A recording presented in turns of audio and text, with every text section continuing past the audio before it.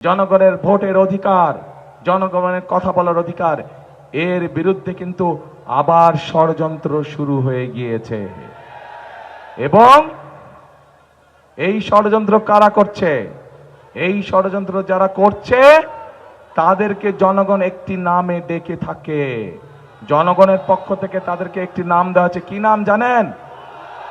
গুপ্ত।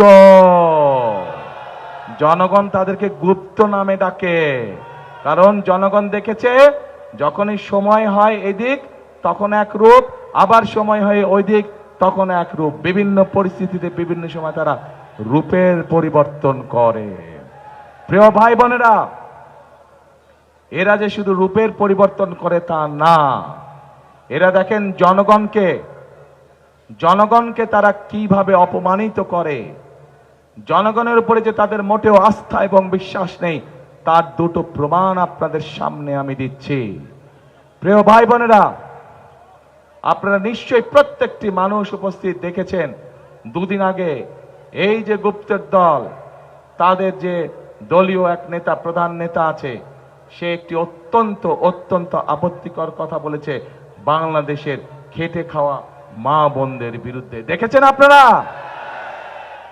প্রিয় ভাই বোনেরা, আমার একটি প্রশ্ন আপনাদের কাছে, যে রাজনৈতিক দল, যে রাজনৈতিক নেতার চিন্তা বা আদর্শ হয়ে থাকে, তার দেশের খেটে খাওয়া মা বোনদের সম্পর্কে এরকম নোংরা চিন্তা হয়ে থাকে, তাদের কাছ থেকে কি আমরা ভালো কোনো কিছু আশা করতে পারি? তাদের কাছ থেকে কোনো ভালো কিছু আশা করতে পারি না। এবং এটির প্রমাণ আমরা 1971 সালেও দেখেছি।